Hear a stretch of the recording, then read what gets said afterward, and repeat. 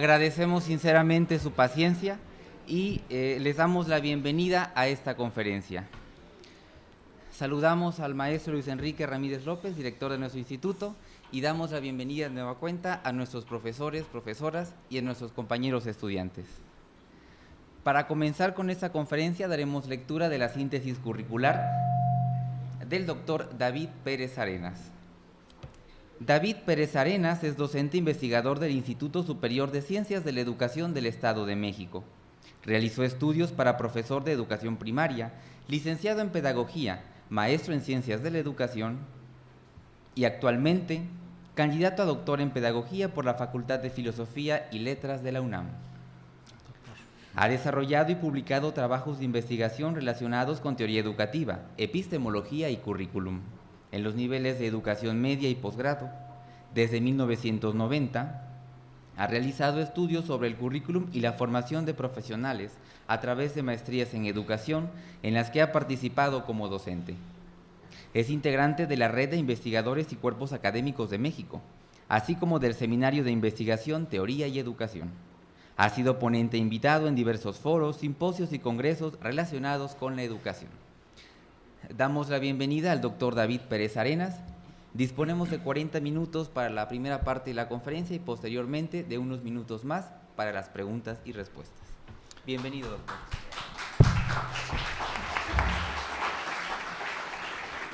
Buenos días.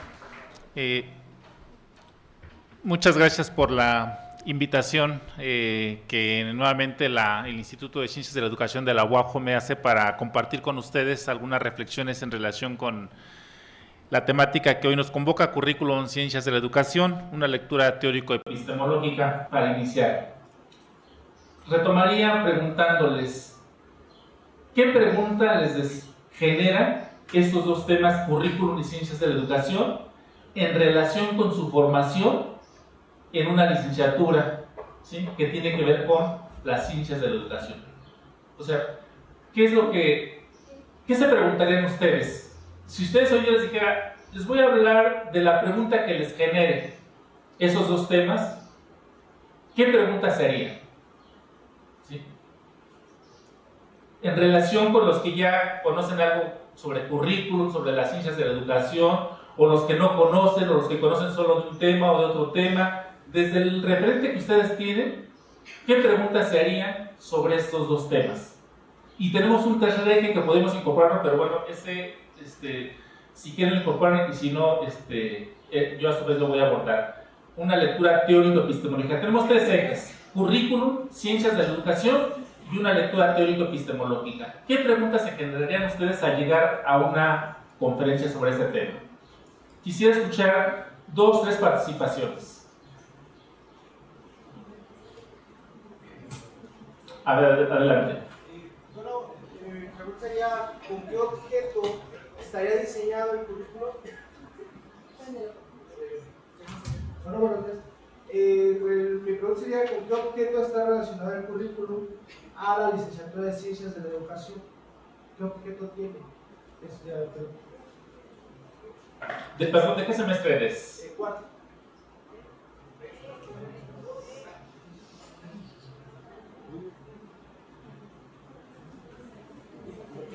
¿Quién más?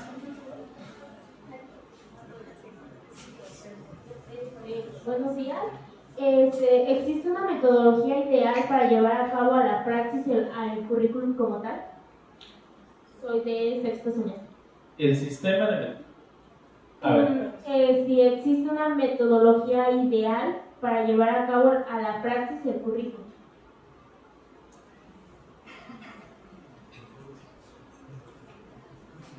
A ver, por ahí atrás. Lo del medio.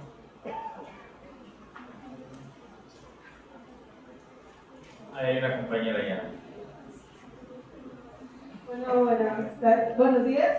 Yo soy de sexto semestre. En este semestre estamos viendo evaluación curricular. En un texto de currículum de Alicia de Alba, menciona que cada vez, se utiliza una metodología hermenéutica dialéctica y, aborda más de que los investigadores tienen que profundizar más en los temas y las teorías para abordar la evaluación curricular, pero que esto depende mucho de los profesionistas que son esos investigadores, que tienen que ver con líneas sobre ciencias de la educación y cómo se está manejando el contexto de las ciencias de la educación y de los saberes educativos. Entonces, ¿cómo es que, cuál es la idea, más o menos, o si usted me puede aclarar, que realmente para la evaluación curricular y la formación de ese profesionista tiene que ir encaminado, o ese investigador tiene que ir encaminado a realmente en sí ciencias de la educación, o sea, que tenga una línea de investigación educativa humanística, o realmente podríamos decir que pueden abarcarlo desde diferentes contextos, o sea, diferentes profesionistas e investigadores de ciertos campos, y no solo que tenga como que líneas de investigación sobre ciencias de la educación. Okay, gracias. ¿Alguien más? Si no, ya están las tres que teníamos. Ok.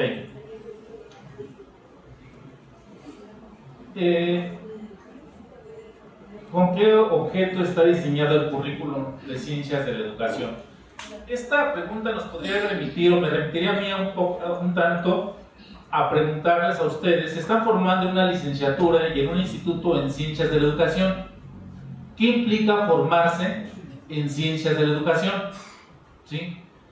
¿Y qué nos distinguiría o qué les daría identidad profesional en relación a otros profesionales en el campo de la educación? Cuando hablamos de otros profesionales en el campo de la educación, nos referiríamos a quienes estudian una licenciatura vinculada a la educación, pero que no sea ciencias de la educación, que podría ser, como en muchas instituciones está, en pedagogía, en educación, o ya en algunos aspectos más particulares como administración educativa, gestión educativa, docencia, pero pensémoslo más en las que tradicionalmente se ha trabajado: en educación, en pedagogía, en ciencias de la educación. ¿Qué nos distinguiría a ustedes como licenciados, ¿sí?, como profesionales de la educación, en una licenciatura, estar formados en ciencias de la educación? Esto, diríamos, por un lado nos llevaría a preguntarnos qué son las ciencias de la educación, ¿sí? Y por otro lado, cuando decimos qué implica formarse en ciencias de la educación, nos implicaría revisar cuál es el dispositivo, el proyecto de formación que la institución les ofrece, ¿sí?, y con el cual los está formando en esta área o en este campo. En concreto sería el plan de estudios, ¿sí? Y si este plan de estudios lo ubicamos como un proyecto de formación, nos remitiría al currículum. Entonces podemos empezar a preguntarnos: ¿qué son las ciencias de la educación? ¿Cómo se vinculan con un proyecto de formación? ¿Y cómo un proyecto de formación se vincula con el currículum? Que serían como las dos preguntas: ¿qué es el currículum? ¿Qué son las ciencias de la educación? Y había una tercera pregunta que decía como las perspectivas desde dónde se puede abordar esto, que tendría que ser un poco el tercer eje. ¿Cuál sería la perspectiva teórico-epistemológica desde dónde se pueden abordar las ciencias de la educación y el currículum? ¿Sí? Ese sería... y bueno, había una segunda pregunta que nos habla, las dos últimas preguntas nos hablaban sobre la evaluación curricular. Ya en currículum no solamente nos hablan qué es el currículum, sino nos está hablando de un campo conformado por diferentes tareas, diferentes aspectos, que sería el diseño curricular, la teoría curricular, el diseño curricular, el desarrollo curricular y la evaluación curricular, ¿sí? Entonces, empezaremos a ver con que el currículum se constituye como un campo de estudio. El currículum en ese sentido no solamente es una disciplina, como algunos autores lo sostienen.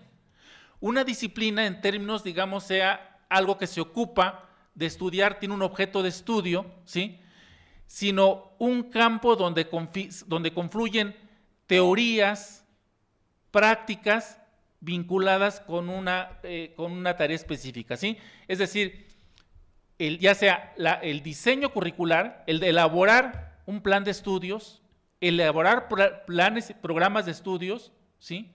Ese sería el diseño curricular, ¿sí? Y aquí pensaríamos, ¿qué estaban pensando? ¿Qué idea, concepción tenían de formación quienes diseñaron la licenciatura en Ciencias de la Educación? ¿Cómo la estructuraron? ¿Sí? ¿Qué implica ese diseño curricular? Y ese diseño curricular, vamos a ver que implica, si nos vamos a un concepto general del que yo parto de currículum, como un proyecto y un proceso de formación, ¿sí? Certificado, institucionalizado, ¿sí?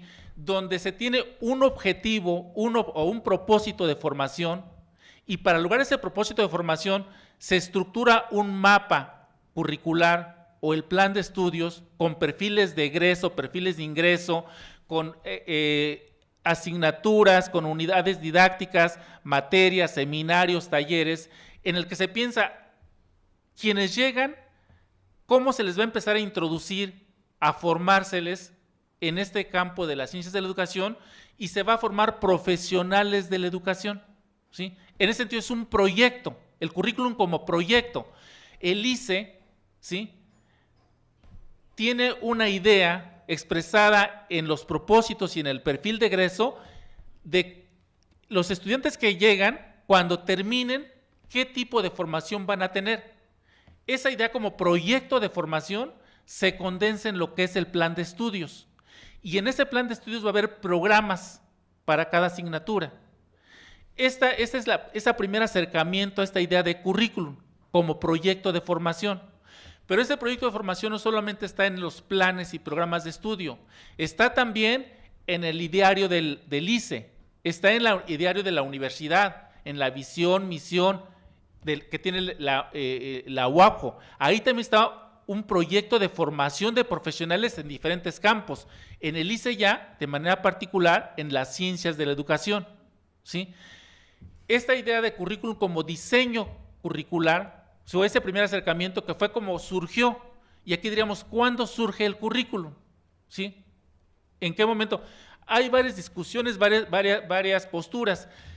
La primera acepción de currículum, como lo conocemos actualmente, se da con Franklin Bobbitt, 1917. Y Franklin Bobbitt aquí el currículum lo asociaba al programa escolar, al programa de formación, un programa, digamos, como sería ahora un programa de una materia. Era como esa idea, la primera idea de currículum con Franklin Bobbitt, 1917. Más adelante, casi en ese mismo tiempo, la otra persona que trabaja la idea de currículum es John Dewey, el niño y el programa escolar. Esa fue una primera acepción de estas posturas que hay, enfoques de currículum, con los denominados clásicos tradicionalistas, principios del siglo XX, ¿sí? 1917, 1920, Kilpatrick. Después vienen los que se denominan los clásicos del currículum. ¿Quiénes son los clásicos del currículum?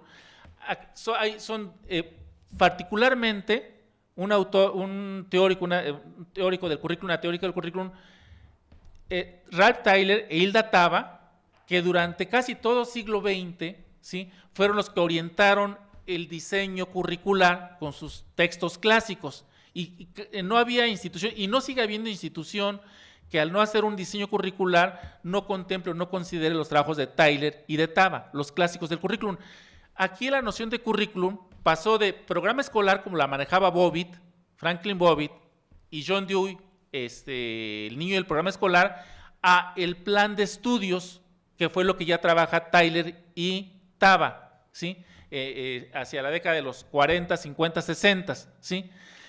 Esta idea de currículum como diseño curricular, cuando nos llega en América Latina, ¿sí?, por la transferencia que hace Estados Unidos de la tecnología educativa hacia América Latina, y llega a través de la tecnología educativa, con los programas sustentados en la tecnología educativa, cuando surge una crítica a estos programas, a estas propuestas, el currículum empieza a no verse solamente como el diseño de planes y programas de estudio, sino se empieza a hablar del currículum como el desarrollo curricular, ¿sí?, el currículum vivido, como lo conocen muchos o como lo denominan muchos, ¿sí? Entonces, el currículum ya no solamente es el proyecto de formación que una institución tiene y que está plasmado o condensado en un plan de estudios o en un programa escolar, sino aquí agregaríamos a currículum proyecto y proceso de formación.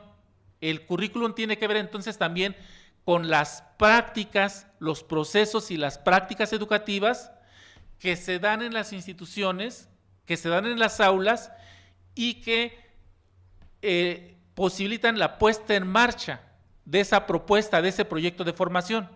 Es decir, podemos nosotros ver el plan de estudios de la licenciatura. Seguramente ustedes conocen su plan de estudios y si no tendrían que conocerlo para decir, a ver, el ICE, ¿qué espera de mí y cómo pretende formarme?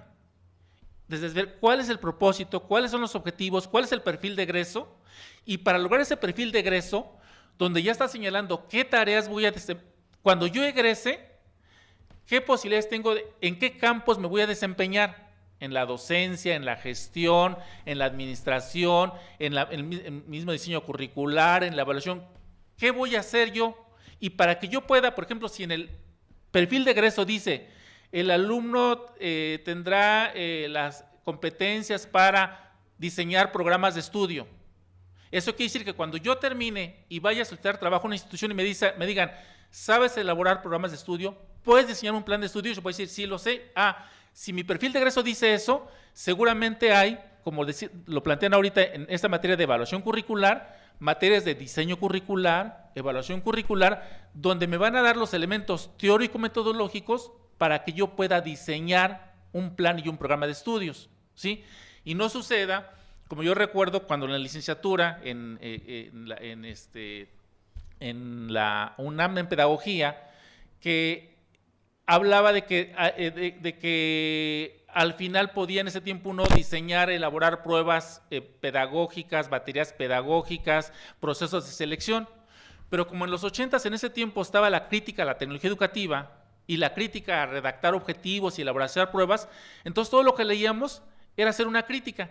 Y cuando salimos de la licenciatura, y en mi caso afortunadamente no fue porque yo había estudiado la normal y ahí nos habían enseñado a redactar objetivos, a elaborar programas, pero compañeros de la licenciatura que se quedaron solamente con la parte de la crítica y nunca aprendieron a redactar un objetivo, nunca aprendieron a elaborar una batería pedagógica, cuando egresaron, y uno de ellos recuerdo que fue a pedir trabajo a la Academia de Policía porque solicitaban un pedagogo para que diseñara tanto los instrumentos de evaluación como los programas.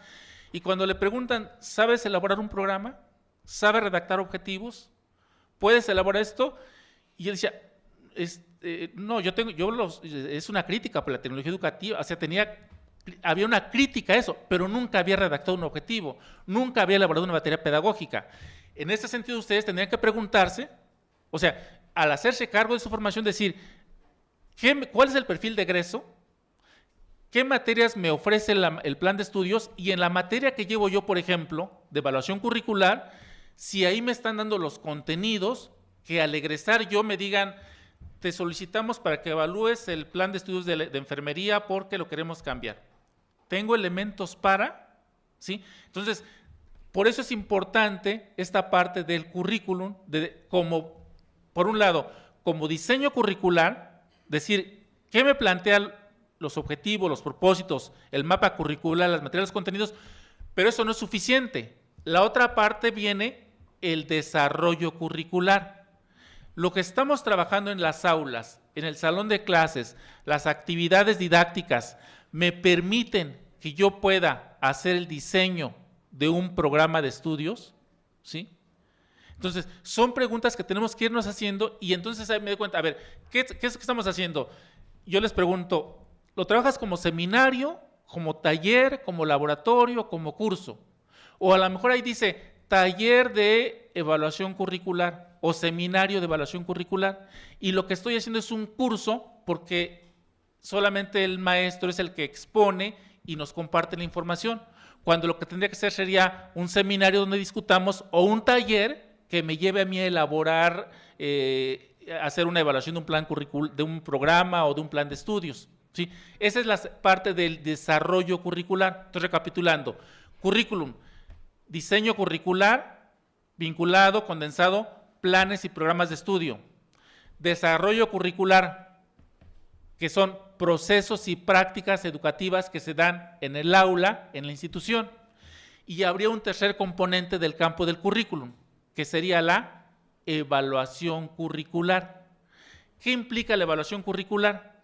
Implica la valoración, la emisión de juicios en relación a decir, este plan de estudios está cumpliendo las funciones sociales que le fueron asignadas, está logrando los objetivos para los que fue creado, o resulta que este plan de estudios se diseñó hace 20 años y en el contexto actual ya no es funcional, ya no cumple con esos objetivos y se tiene que hacer una evaluación de ese plan de estudios para ver si se mantiene, se reestructura o se cambia.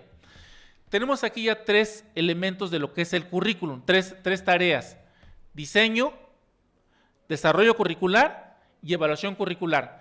Sin embargo, esas tareas, ¿cómo se pueden desarrollar? Y aquí viene una nueva distinción: el currículum como objeto de estudio y como práctica social y práctica educativa. Teoría, diseño y desarrollo, diseño, desarrollo y evaluación curricular son tareas que generalmente se hacen como práctica social. Es decir, hace 2, 3 décadas, cuando una institución cuando elaboraba su plan de estudios, lo que hacía era convocar a algunos maestros vinculados con el área, por ejemplo, si iba a ser en ciencias de la educación, pedagogos o profesionales de la educación, o si era en medicina o veterinaria de ese campo, y les decía, tenemos que hacer un plan de estudios. Esos profesionistas, desde su referente que tenían, desde su formación, hacían ese diseño. En el mejor de los casos, buscaban experiencias de cómo se había hecho, pero generalmente lo hacían desde referentes inmediatos en su formación profesional que tenían, y desde ahí se diseñaban los planes y programas de estudio. En relación con el desarrollo curricular, normalmente quienes se encarga de poner en marcha un plan de estudios, un programa de estudios, por ejemplo, se requería una materia para la materia en una carrera, digamos, de ingeniería química. Se buscaba un ingeniero químico que diera tal materia, y él, de su experiencia, desde sus saberes disciplinarios, él daba la materia, pero no se hablaba de que tuviera que haber una formación en relación con la práctica docente o la práctica educativa, sino decía, domino mi materia y ya, como yo recuerdo que me la dieron, como yo creo que es mejor, y no había necesidad de una reflexión en torno al currículum como desarrollo curricular, como práctica educativa o como práctica docente. Esto poco a poco fue necesario ir a apoyarse tanto para la teoría, para el diseño, el desarrollo y la evaluación curricular en un elemento central que sería el currículum como objeto de estudio.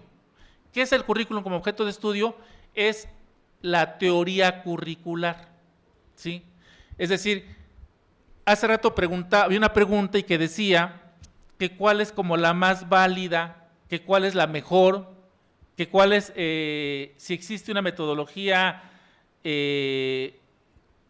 como la más adecuada. Un poco entendí la pregunta, ¿cuál es la mejor metodología? ¿Sí?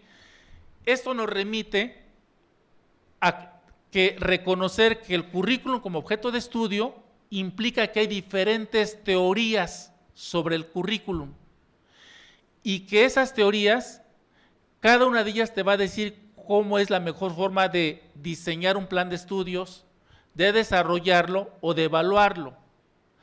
Tú puedes confrontar la teoría de Tyler, de Taba, por ejemplo, y por otro lado tener las teorías, digamos, de los conceptual empiristas, los que ponen más atención en la cuestión de la disciplina, ¿sí?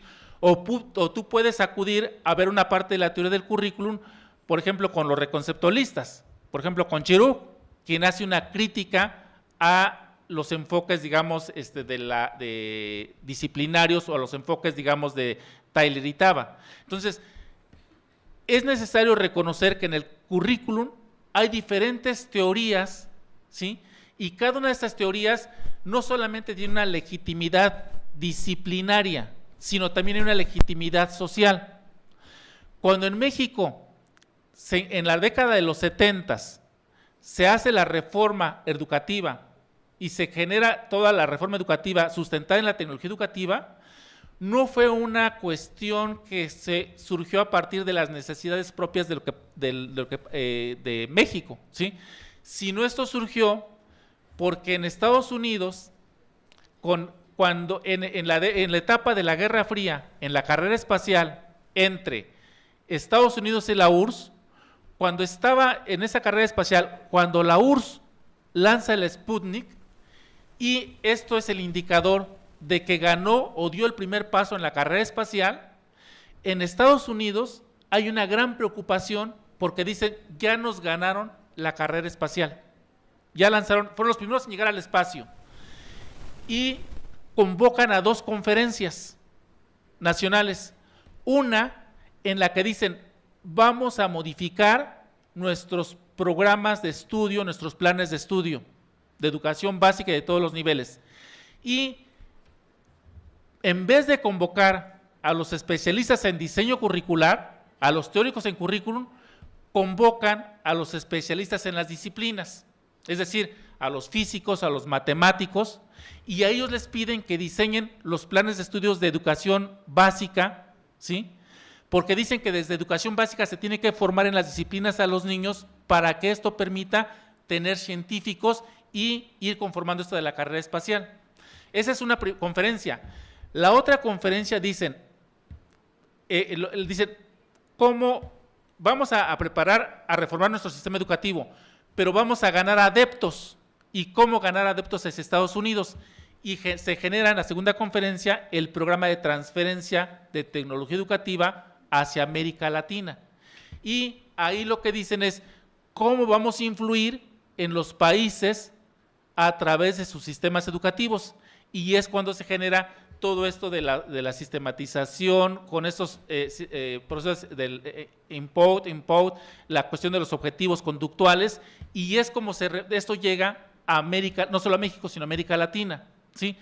Aquí no solamente fue una, digamos, legitimidad teórico-disciplinaria, sino aquí también tenía que ver con una legitimidad social y tenía que ver con un aspecto que después en México, en América Latina, después a finales de los 70 empieza a denunciarse y empieza a decir, detrás de esa transferencia de tecnología educativa hay una idea de control y viene esta crítica a la tecnología educativa y se empieza a generar esta concepción de los críticos del currículum, como Giraud, McLaren, donde se genera además una nueva noción de currículum. ¿Cuál es esa nueva noción de currículum que se genera? La de currículum oculto. Y donde lo que se plantea, se dice, el currículum no solamente es un proyecto de formación, también es un proyecto de control, ¿sí? Y vienen estos debates en términos de la teoría curricular, ¿sí? Entonces, ahí tendremos ya 3 posturas del currículum. Los clásicos tradicionalistas, con los que surge con Bobbitt, con John Dewey, Kilpatrick, hacia principios del siglo XX, 1917, 1920, 30, los clásicos Tyler Taba, los reconceptualistas, los que buscan sustentar el currículum a partir de las disciplinas, ¿sí? Y además con la incorporación del cognoscitivismo. Esto, Posner, por ejemplo, uno de ellos, todos estos cognoscitivistas, el currículum sustentado en las disciplinas y el desarrollo cognoscitivo. Y después, hacia los 80s, con la crítica a estos enfoques, con el currículum desde el enfoque crítico o los reconceptualistas. Ahí decimos particularmente Henry Giroux con esta idea de currículum oculto, entre otros, bueno, quien más lo da a conocer, y empieza a configurarse esta nueva idea de currículum, ¿sí? Ahora, ¿cómo valorar y cómo dar cuenta de qué perspectiva de currículum puede ser la más válida? O la pregunta que se hacía, si la cuestión, esta pregunta que se decía, desde lo hermenéutico, si es un enfoque sistémico, si es un enfoque de tecnología educativa, ¿cómo hacerlo? Aquí tendríamos que remitirnos a lo que estamos poniendo como subtítulo, la perspectiva teórico-epistemológica. ¿Y a qué nos remite lo epistemológico? ¿sí? Lo epistemológico tendríamos igual diferentes perspectivas o posturas. La idea más común de lo epistemológico es vinculada a la teoría del conocimiento, a la filosofía de la ciencia, ¿sí? A la nociología. Y la pregunta sería, ¿cómo conocemos, cómo se conoce y cómo se produce conocimiento? Y esto nos llevaría a vincularlo con el otro eje, las ciencias de la educación. ¿Cómo se produce conocimiento desde las ciencias de la educación? Y epistemológicamente, ¿qué implica una formación en ciencias de la educación?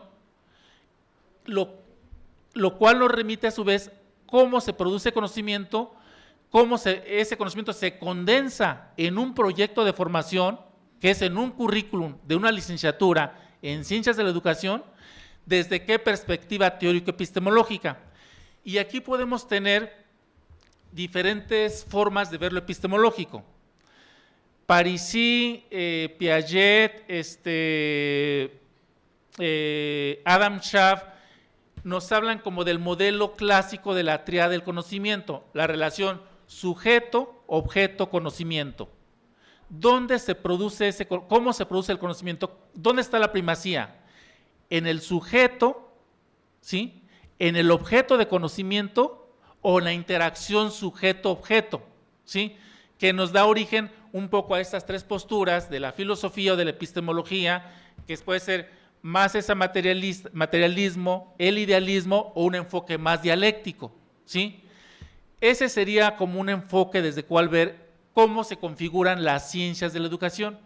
Y ahí un tanto nos remitiría, más bien el otro enfoque, la otra forma de analizar esto sería desde la diferenciación de los objetos de estudio.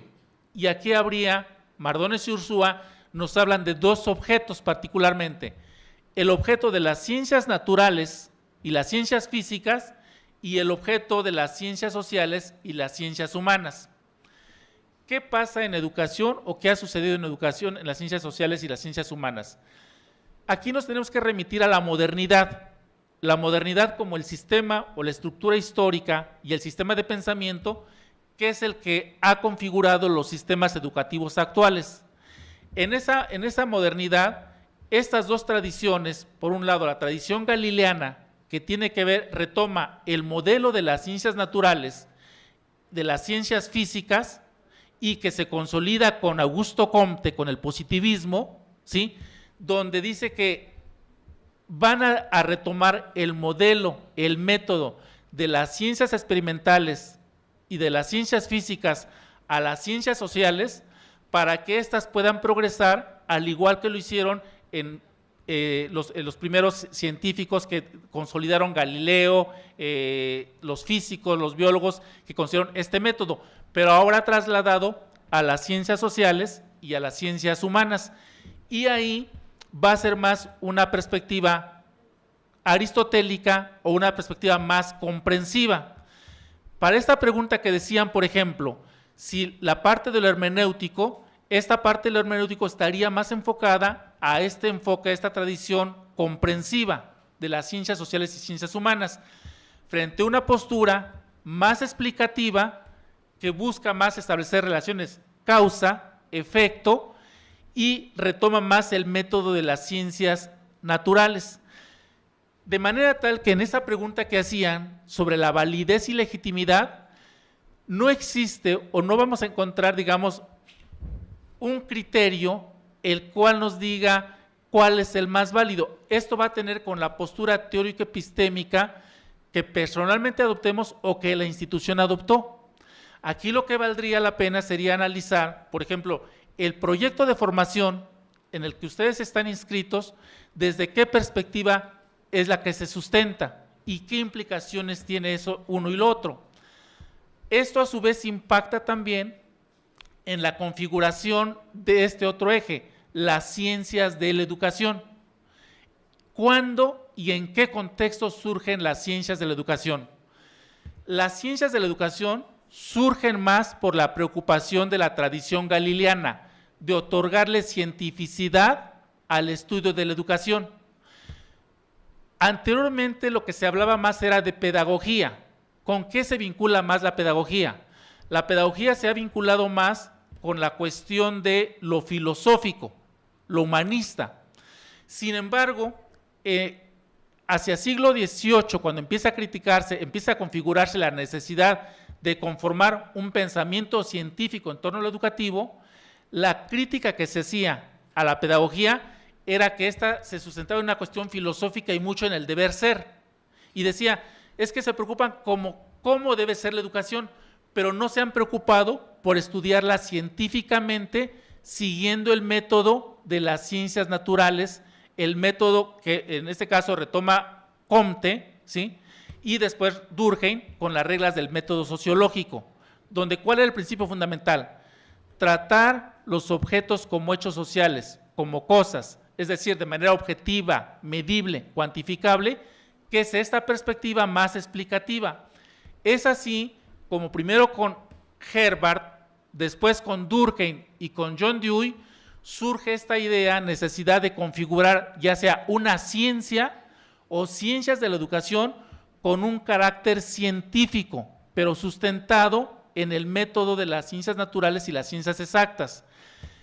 Esto que surgió a fines del siglo XIX y principios del siglo XX, para ir cerrando, estamos ya sobre el tiempo, va a reconfigurarse con la tradición francesa hacia la década de los 70 con Gaston Millaret, con quien ya retoma más una idea ya no solo de ciencia de la educación, sino de ciencias de la educación desde una perspectiva multidisciplinaria.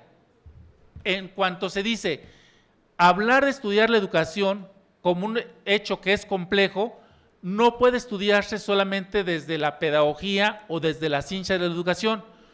Durkheim y John Dewey ya decían que tenía que auxiliarse, Durkheim decía que de la sociología para que le otorgara los fines, John Dewey decía que de la filosofía, y ambos coincidían que de la psicología para los medios de cómo la formación que tendría que ofrecerse.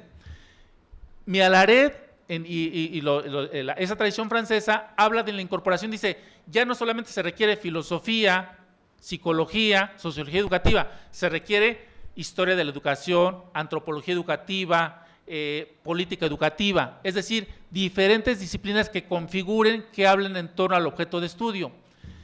Esta tradición desde enfoque multidisciplinario después transita hacia la interdisciplinariedad de las ciencias de la educación, cuando empieza a hablarse de psicopedagogía, socioeducación, fundamentos socioeducativos, ¿sí? Empiezan a vincularse dos o más disciplinas porque los campos en las disciplinas empiezan a encontrarse. Esto hacia con Folari, la interdisciplinariedad, ¿sí? Y para cerrar, ya hacia fines del siglo XX, se va viendo que esta perspectiva también empieza, digamos, a ser insuficiente y surge la necesidad de empezar a sustentarse las ciencias de la educación desde una perspectiva más comprensiva, más retomando esta tradición aristotélica de Dilthey y de las ciencias del espíritu, más vinculado a la hermenéutica, a la parte comprensiva, y se empieza a hablar de la necesidad de hablar de las ciencias de la educación desde una perspectiva multireferencial y de la complejidad. Y esta idea de la multireferencialidad, ¿en qué se distingue desde el enfoque multidisciplinario? Multidisciplinas, aquí son todavía disciplinas, psicología educativa, sociología educativa, historia de la educación, política educativa. Interdisciplinaria era psicopedagogía, socioeducación. Multireferencial dice que ya no solamente la educación para estudiarse se requiere de las aportaciones de las disciplinas, sino de saberes provenientes de otros ámbitos no disciplinarios. ¿Cuáles? Por ejemplo, la narrativa, la vida cotidiana. Aquí los estudios de Heller, por ejemplo, en torno a la vida cotidiana, ¿sí? La narrativa con Lyotard, con Ricoeur, ¿sí? Los estudios de Foucault, donde se habla ya de otros elementos y donde se empieza a reconocer, por ejemplo, el sentido común. En este otro enfoque se criticaba y se decía, eso es sentido común. En un enfoque multireferencial se reconoce que el sentido común, los estudios de Moscovici con las representaciones sociales, también dan cuenta de cómo se aporta al campo educativo, de manera que se transita de un enfoque disciplinario donde un objeto de estudio pertenece o es a una disciplina, diríamos, la educación a la pedagogía o a la ciencia de la educación, ¿sí? A un enfoque de campo de estudio, donde la educación puede estudiarse desde las disciplinas, desde la interdisciplina o desde estos otros saberes multireferenciales. Alicia de Alba dice discursos y saberes educativos, que no necesariamente los puedes tú llamar, no es una ciencia, no es una disciplina. La narrativa, el sentido común, la vida cotidiana, son ámbitos donde tú ahora dices cómo recuperas la experiencia de aquella gente que no estuvo en un sistema escolarizado, pero que en su experiencia de vida te permite y te aporta al campo de la educación, ¿sí? Entonces, esa es esta idea de campos, y en ese sentido, para cerrar, diríamos entonces, hablar de currículum, ciencias de la educación, tenemos que pensar el currículum como teoría, como diseño, desarrollo, evaluación curricular, sustentado en el currículum como objeto de estudio en una teoría curricular. Y esa teoría curricular tiene que estar sustentada en una perspectiva teórico-epistémica de cómo se entiende la producción de conocimiento, la construcción de conocimiento. Y al mismo tiempo, las ciencias de la educación, proyecto de formación sustentado en las ciencias de la educación, desde una perspectiva disciplinaria, multidisciplinaria, interdisciplinaria o multireferencial, que también tiene un sustento teórico-epistémico en torno a cómo se configura y construye el conocimiento en el campo de la educación. Muchas gracias.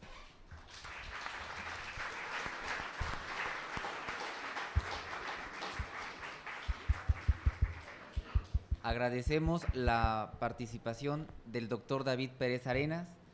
Damos ahora algunos minutos para compartir algún comentario, alguna pregunta y que el doctor pueda también responder. Por acá adelante, por favor, micrófono.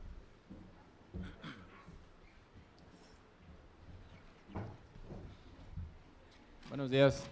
Esta clasificación que dio hacia el final de la disciplinariedad, inter y multi, ¿es suya? ¿En qué texto lo podemos encontrar o quién ya la aborda? No, obviamente están, digamos, hay autores que han ido trabajando, digamos, está Escolano, está Vigarello, está Folari, algunos, digamos, aportando, sustentando, otros cuestionándola, otros solamente diciendo que es insuficiente, y bueno, digamos, lo que yo hago es un tanto esa integración y esa adscripción que es la que tenemos que hacer, porque muchos de pronto me preguntan, ¿y cuál es la mejor? Y de pronto se van con la idea de decir, la mejor es la de lo multireferencial y la de la complejidad. ¿Cómo te adscribes y cómo entiendes y cómo abordas tú en este caso el objeto de estudio, ¿sí? Entonces aquí les decíamos, lo que tú tienes que ver es que el objeto de estudio tú lo puedes hacer diferentes lecturas. Sigue siendo válido un estudio disciplinario. Por ejemplo, estudios sobre historia de la educación disciplinarios siguen aportando, pero ¿qué te hacen? Se enfocan a una parte de ese objeto de estudio. Alguien puede hacerlo más de un enfoque interdisciplinario, un enfoque multireferencial en torno a un mismo hecho, un mismo acontecimiento. Entonces, ¿cómo te adscribes? Y aquí, en este sentido, decía, bueno, aquí ya depende de cómo te vas adscribiendo los autores, tu práctica profesional, y bueno, sí hay, insisto,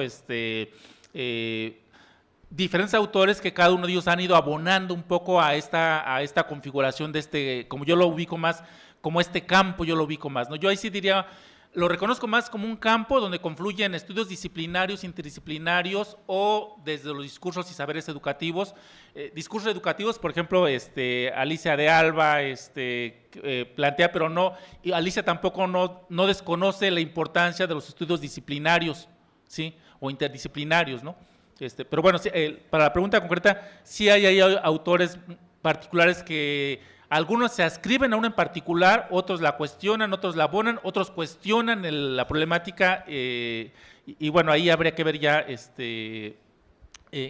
cuál sería un poco el interés en términos de conocer sobre hay, digamos, quien critica una perspectiva, quien la sustenta, la argumenta en este caso, qué autores o hacia qué es lo que se quiere trabajar o conocer más, ¿no? Aquí adelante.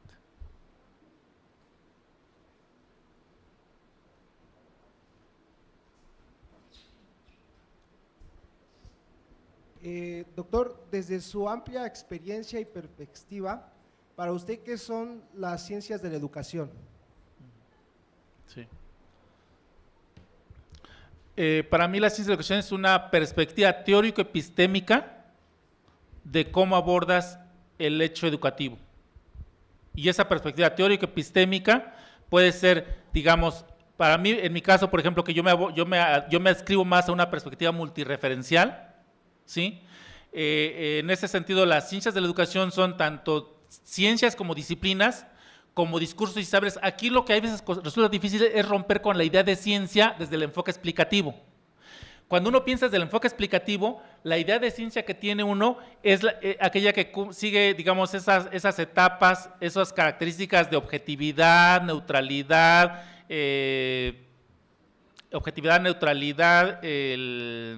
sistematicidad, este enfoque retomado de las ciencias naturales. Pero la ciencia, digamos, si tú la retomas desde un enfoque más comprensivo, rompe con ese esquema. Y en ese sentido, digamos, ahí hay un debate todavía ahí. Hay quienes dicen, no reconocen, por ejemplo, la cuestión del hecho de los planteamientos de los estudios de Moscovici o de la etnografía, y dicen que eso no es científico. Yo actualmente trabajo mucho la narrativa. Y, por ejemplo, hay quienes todavía dicen que la narrativa que no es científico y que como no cumple los requisitos del método científico, que no tiene validez, pero siguen hablando de la validez con el parámetro de las ciencias naturales. Para mí, en las ciencias de la educación, en la perspectiva multireferencial, la narrativa sí te aporta, ¿sí? Compartí hace poco un libro que trabajamos sobre el cuerpo académico, donde nosotros trabajamos sobre las narrativas. Y cuando tú, por ejemplo, en ese estudio que hacíamos en el posgrado, a los investigadores les decíamos, no nos des clases de metodología de teoría educativa, de teoría de investigación, compártenos tus experiencias como tutor de posgrado. Y cuando tú lees esas narrativas, tú te das cuenta de todo el aprendizaje que hay ahí. Yo se los he dicho a los maestros, tú de pronto, muchos piensan, ir a la maestría es lo que te va a formar. No, vete con un maestro que solamente estudió la normal elemental 3 años y que está trabajando en la sierra y que tiene 40, 30 años trabajando allá, y dile que te comparta su narrativa. Y dime si no te está aportando ahí al conocimiento educativo. Pero si tú tomas el método desde esta perspectiva, vas a decir que eso no es científico, ¿sí? En esta otra idea de ciencias de la educación multireferencial, cabe esta otra idea de la narrativa, de la vida cotidiana, lo que plantea Heller, los estudios de representaciones sociales que plantea Moscovici, la etnometodología, que son todas esas otras perspectivas metodológicas que se han estado incorporando, ¿sí? Entonces, esas son las ciencias de la educación, una perspectiva teórica, pero ¿qué es teórica? ¿Sí? Teórica, ¿cómo conceptualizas qué es la educación? Si tú la educación la conceptualizas, la sigues conceptualizando diciendo qué es la formación o la instrucción de los niños, dices, pues tu concepción de educación es muy reducida. En cambio dices, la educación se da en otras dimensiones, en otros planos, en otros ámbitos, en la familia, en la sociedad, ¿sí? Y ya no tiene que ver solo con una edad y con un lugar donde se forma la gente. Entonces ahí ya está esa perspectiva teórica de cómo entiendes qué es la educación y cómo dices que puede estudiarse la educación y qué te aporta, ¿sí? Entonces ahí ya tiene que ir viendo con esas diferentes perspectivas. Ahora, esas perspectivas teórico-epistémicas que hay, que te sustentan, hablar, por ejemplo, de esta parte que decían de la compañera que hablaba de la hermenéutica. ¿Qué implica hablar de un enfoque hermenéutico? Más la comprensión, el sentido de los hechos, de los acontecimientos, ¿sí? Frente a las regularidades que plantea esta otra perspectiva, ¿sí? Y te digo, aquí no se trata de descalificar, decir esto no, tanto te aporta un estudio que haces tú siguiendo un método estadístico riguroso, pero te da cuenta de una población muy amplia y te permite encontrar regularidades. Un estudio etnográfico te permite entender un caso particular y aquí no buscas generalizar, ¿sí? Entonces, en estas perspectivas, en estas lecturas, tú estás teniendo una concepción en torno a el conocimiento, cómo se construye el conocimiento, la educación, ¿qué es la educación? ¿Sí? bueno, es cómo abordarlo, una metodología, ¿sí? Por eso es una perspectiva teórico-epistémica y metodológica, yo diría, ¿sí? Y bueno, si vamos más allá, ontológica, porque tiene que ver cómo te posicionas frente a los proyectos sociales, cómo al adoptar esa postura, tú estás promoviendo o estás debatiendo un proyecto social, que es un aspecto que ya no tocamos por el tiempo, pero que ahí faltaría, sería importante no olvidar ese plano ontológico, que es el plano del ser y de cómo se ubica el sujeto en esos proyectos sociales, ¿sí? Buenos días, doctor. Un gusto volver a escucharlo. En esta línea, bueno, desde este mismo enfoque que ha estado abordando, teórico-epistemológico, ¿cuál es la diferencia entre las ciencias de la educación y la pedagogía? Me interesa respecto a que su formación de licenciatura fue una licenciatura en pedagogía y su doctorado en ciencias de la educación. Ya, sí. La pedagogía, con todo y que también en la pedagogía vas a encontrar diferentes enfoques, posturas, pero la pedagogía, digamos, tiene que ver más con esa dimensión filosófica de la formación, ¿sí? Por lo menos a la postura con la que yo me adscribo, ¿sí? Tiene que ver con ese proyecto de formación más amplio, diría yo, con esa idea de formación más como la plantea Gadamer, con esa cuestión de la Bildung, de esa parte del hombre, del reencuentro del hombre con la cultura, ¿sí? Hay también posturas de la pedagogía muy instrumentalistas. Y ahí, por ejemplo, yo ahorita en un estudio que estoy haciendo sobre el modelo educativo, algo que me está preocupando mucho, dice que el modelo educativo, el nuevo modelo educativo se sustenta y retoma como eje central lo pedagógico. Pero un análisis muy central, general que hice de lo pedagógico, para un poco ver cómo también lo pedagógico. Aquí lo que hay que entender que no son fijas las acepciones.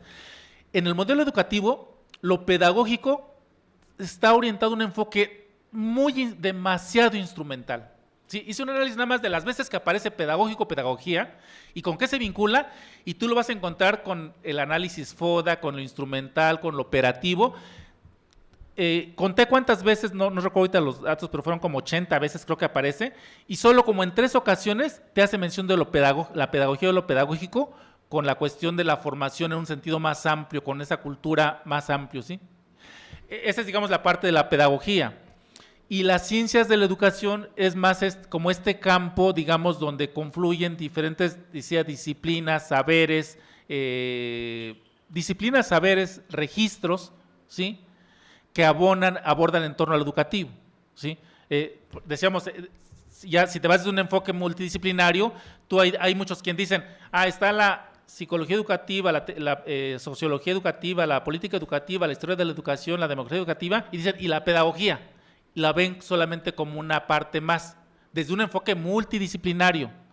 Desde un enfoque interdisciplinario hay quienes la vinculan, dicen lo pedagógico con lo psicológico. Y ahí, insisto, depende mucho. Hay autores, mismas ciencias de la educación, que reducen a un enfoque muy instrumental. Actualmente en la tradición francesa se ha reconceptualizado mucho esto, y bueno, ahí con Ardoino, que es esta parte de la multireferencialidad, es quien lo ha abordado más en este otro enfoque que les decía, ¿no? Donde confluyen saberes provenientes de otros ámbitos como la narrativa, la vida cotidiana.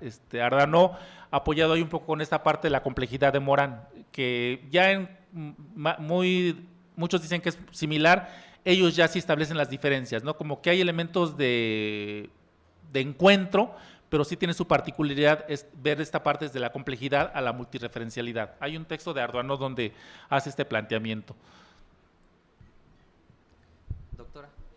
Permítame, doctor, nada más. Sí. Me emociona estar escuchando Ciencias de la Educación en este Instituto de Ciencias de la Educación, y me parece que quedaría incompleta la respuesta a la compañera que le hizo la pregunta si no objetivamos un poquito más, si se me permite la palabra, en decir, por lo menos que nos dijera 2, 3 ciencias de la educación, cómo tomarlas como estudiante, qué me da a mí la X ciencia de la educación, la sociología de la educación, la economía de la educación, ¿qué me da para que yo pueda ver el hecho educativo? Por favor. Sí, sí. aquí habría que hacerlo, es que está complejo el problema, pero habría que hacerlo como decir ciencias de la educación, digamos, un poco desde un enfoque explicativo o desde un enfoque más comprensivo, ¿sí? Voy a hacerlo desde el enfoque explicativo, que es, digamos, donde más se logra ver esa separación. Desde el enfoque explicativo, cuando surge esta idea de ciencia de la educación con Durkheim y con John Dewey, porque Durkheim, él lo que hace, él como sociólogo, y con toda esa formación, influencia de Comte y todo ese método, su libro de las reglas del método sociológico, y él dice, ¿por qué en educación no se avanza? O sea, ¿por qué esta disciplina no avanza? Y él lo que dice, pues es que los pedagogos se han ocupado mucho del deber ser, y sí lo vemos mucho, ¿no? La pedagogía era mucho, y la educación debe ser así, y debe lograr hacia ella. Dice, y ese es el problema. Si retoman el método de las ciencias naturales, las reglas del método sociológico, la primera regla dice, tratar los hechos sociales como cosas, es la regla número 1. ¿Qué implica tratar la educación como hecho social? Dice, un hecho social es algo que tú puedes observar, que es objetivo, no es algo que tú imaginas y cómo debe ser, es algo que tú ves. Y dice Durkheim, ¿dónde podríamos estudiar la educación como hecho social? ¿Dónde está? Y bueno, aquí ya viene su perspectiva estructural funcionalista, ¿no? La sociedad como una estructura formada por instituciones, cada institución con una función. Dice, la familia tiene esta función, recuerden que él retoma mucho este modelo del cuerpo, de la sociedad como un cuerpo con sistemas y con órganos y aparatos. Dice, así es la sociedad. Así como el cuerpo funciona con sistemas y con aparatos, la sociedad también. Y cada institución, así como cada sistema o cada aparato del cuerpo tiene una función. Y dentro de ese órgano, dentro de ese sistema, hay órganos. En la institución igual, está la institución escuela. Hay maestros, alumnos y directivos, y cada uno tiene su función. Si alguno de ellos no cumple su función, dice Durkheim, se genera anomia social. Entonces, lo que hay que hacer, dice, es tomar, dice, si en la escuela, por ejemplo, el maestro no está cumpliendo su función, la institución empieza a dejar de funcionar y después la sociedad también. Y eso genera anomia social. Entonces hay que ver que cada institución cumpla su función, ¿sí? En esta parte, entonces, como él dice, ¿cómo estudiar científicamente la educación? Dice, pues la educación en las escuelas. Y dice, vayamos a las escuelas y estudiémoslo de dos maneras. ¿Cómo ha sido? Y acudamos a la historia de la educación y estudiemos los sistemas educativos. Él tiene un libro sobre la historia de la educación en Francia y él da cuenta de cómo eran los sistemas educativos en Francia y dice, ahí encontramos ya constantes. Por ejemplo, el maestro domina contenido, el maestro es el que dirige, el que coordina, ¿sí? Y después dice, y ahora estudiemos actualmente cómo funcionan las escuelas y los sistemas educativos. Y dice, vayámonos y sigamos el método, observemos qué hace el maestro, qué hacen los alumnos, registremos, sistematicemos, y eso va a permitir llegar a elaborar leyes en por qué sí funciona un sistema y por qué no funciona otro. Ahí entonces Durkheim dice, como no hay una ciencia de la educación, es ahí cuando él dice, no tenemos una ciencia de la educación que nos aporte teorías y nos explique el hecho educativo, entonces acudamos a la sociología, que nos va a asignar los fines de la educación. ¿Y cuáles son los fines de la educación? La socialización. Recuerden su concepto de educación. La transmisión de la cultura de las generaciones adultas a las generaciones jóvenes para conformar un proceso de socialización. La moral, dice, pasar de la moral doméstica a la moral profesional a la moral cívica. Y dice, la sociología no existe. Entonces decía, la educación, ¿qué decía Durkheim, que era la pedagogía? Dice, la pedagogía es una teoría práctica. ¿Por qué? Dice, porque sí tiene como elementos teóricos, pero como el maestro tiene que resolver problemas en la práctica, y entonces lo que requiere más es mucho de la creatividad. Entonces él es más como del arte. La poquita teoría que él tiene, ya cuando está frente al grupo, él tiene ahora sí que ser como un artista y ser creativo con eso que tiene, y esa teoría hacerla práctica. Y dice, entonces la pedagogía es una teoría práctica, dice Durkheim, ¿sí? Dice, entonces, habría que buscar que se conforme una ciencia de la educación. En tanto no exista, dice, nos apoyamos en la sociología, que nos va a definir los fines de la educación, la sociología, la socialización. Dice, y los medios pues la psicología dice permite conocer al niño, al estudiante, el aprendizaje. La psicología nos proporciona los medios. Entonces dice, ahí está la sociología. Entonces, por ejemplo, hay Durkheim, para él la pedagogía es una teoría práctica, ¿sí? Porque dice el maestro, y lo vemos aquí con la parte de la investigación, ¿no? Decimos, ¿por qué los maestros de pronto no hacen investigación? ¿O por qué cuando llegan les cuesta tanto trabajo la investigación? Pues porque el maestro, él está resolviendo el problema que tiene con el niño que no aprende, o sea, tiene que estar al día. Y no tiene tanto el tiempo de sentarse a reflexionar, a estar analizando, problematizando, ¿sí? Entonces ahí sería como válido esto de Durkheim.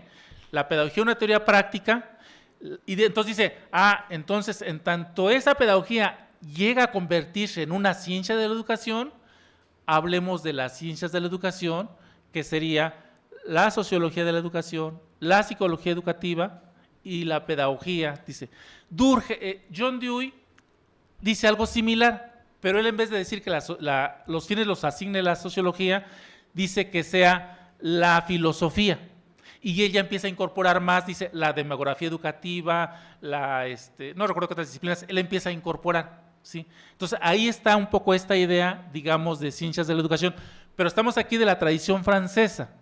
La tradición alemana, que habla más del Bildung, de lo pedagógico, la pedagogía, del reencuentro del hombre con la cultura, dirá, más que estar pensando en cómo yo formo a los otros y cómo el docente, digamos, en este caso, o la escuela, la institución se hace cargo de la formación del otro, dice cómo el sujeto se hace cargo de su formación y cómo la formación no se reduce, diría Durkheim, a la escuela, sino cómo la formación tiene que ver con otros ámbitos, otras dimensiones, la familia, los medios de comunicación, y cómo recuperas y cómo la formación va más allá de lo instrumental y tiene que ver más con ese proyecto social, digamos, que decía que poco hemos hablado ahora, con el cual te adscribes, ¿sí? Ese sería, digamos, una forma. Y podemos seguirlo haciendo así como con otros autores de ir viendo esta parte, pero digamos, yo diría lo pedagógico, lo que me adscribo a esa parte de la más vinculada a la formación, a una dimensión más filosófica, más humanista, que por cierto yo lo que sostengo que se está desplazando, se está perdiendo, ¿sí? Y las ciencias de la educación, más esa mirada multireferencial de diferentes disciplinas que aportan. Estudios puedes hacerlos desde una disciplina o desde un estudio multireferencial. Decía yo, este último trabajo que nosotros estamos haciendo sobre narrativas, ¿no? No sé si haya logrado. Agradecemos la participación del doctor David Pérez Arenas.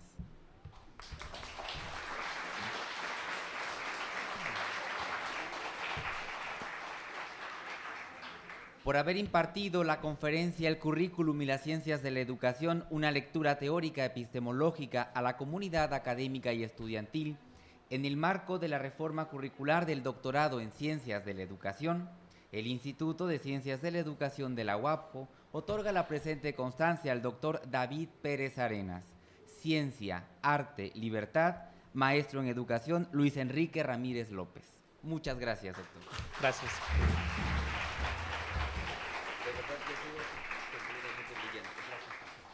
Bueno, muchas gracias. Agradecemos la presencia de todos y de todas y que tengan buen día.